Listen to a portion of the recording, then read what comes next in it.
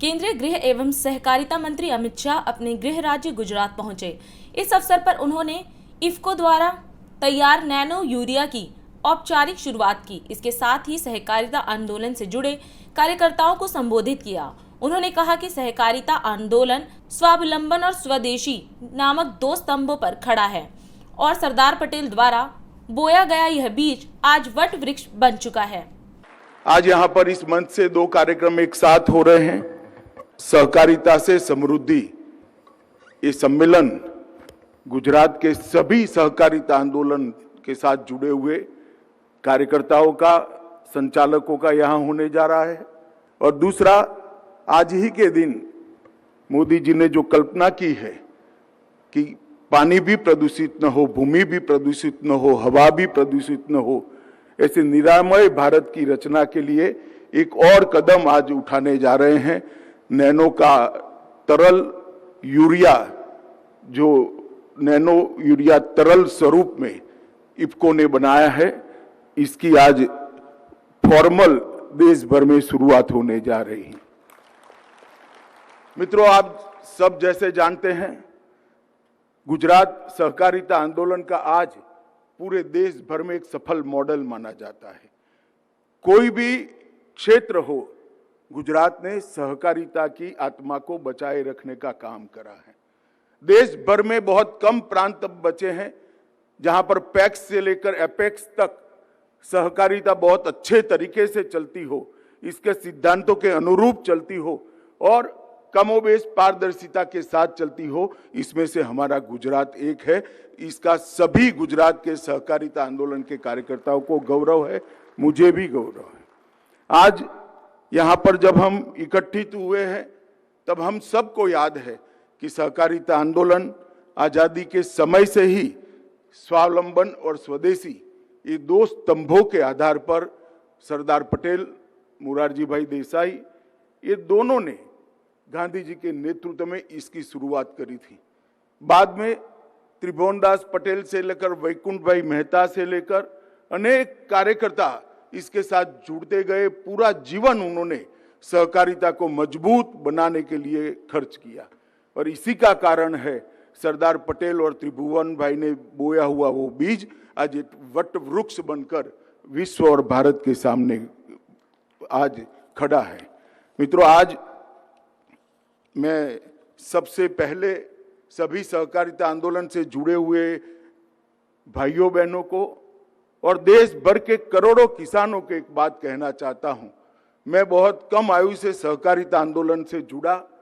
जब से जुड़ा तब से सहकारिता क्षेत्र के सभी लोगों की एक मांग थी कि केंद्र सरकार में सहकारिता के लिए एक अलग मंत्रालय बनाया जाए, मगर इस पर किसी ने ध्यान नहीं दिया। जब नरेंद्र भाई प्रधानमंत्री बने, नरेंद्र भाई ने करीब करीब एक साल पहले एक क्रांतिकारी कदम लिया कि सहकारिता मंत्रालय की रचना भारत सरकार में की। और ये एक कदम कहने को तो एक मंत्रालय की रचना का है, मगर देश के करोड़ों करोड़ों किसान और अनेक क्षेत्र में काम करते हुए सहकारिता आंदोलन के सभी कार्यकर्ता जानते हैं कि ये कदम आने वाले 100 साल तक सहकारिता आंदोलन को नया जीवन देने वाला है, उसमें प्राण फूंकने वाला है। और मित्रों, मंत्रालय बनने के साथ ही कई ऐसे सारे निर्णय मोदी जी के नेतृत्व में इस बजट में लिए गए।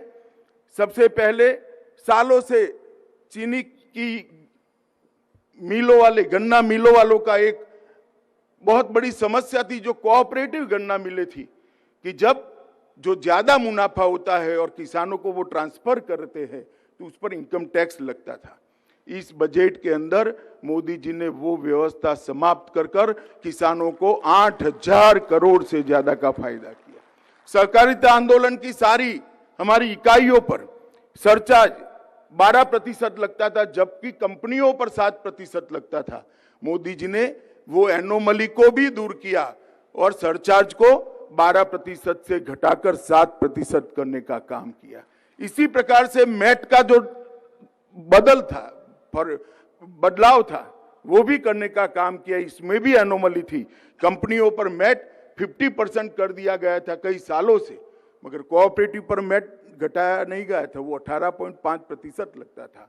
इसी बजट के अंदर कोऑपरेटिव पर मैट घटाने का भी काम किया, 18.5% से इसको 15% कर हमें कंपनियों के समकक्ष लाने का काम किया।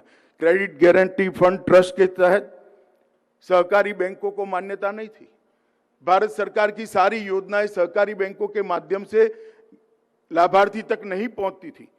3/2/22 के दिन एक सर्कुलर निकालकर भारत सरकार ने तय कर दिया कि क्रेडिट गारंटी फंड की जितनी भी योजना है अब कोऑपरेटिव बैंक के माध्यम से भी नीचे पहुंच गए।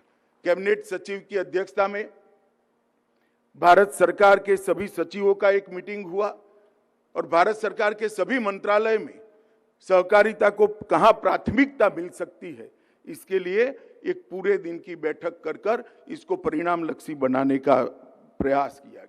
22 वर्षों से प्रकाशित मदर इंडिया पत्रिका पढ़ते रहे देश दुनिया की खबरों के लिए।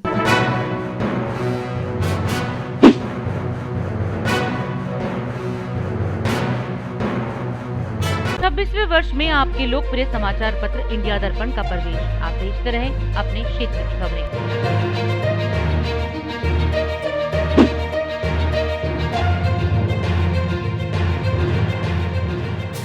और अधिक खबरों के लिए आप हमारे YouTube चैनल दैनिक इंडिया दर्पण को अभी सब्सक्राइब करें और नोटिफिकेशन के लिए बेल आइकन को प्रेस करना ना भूलें।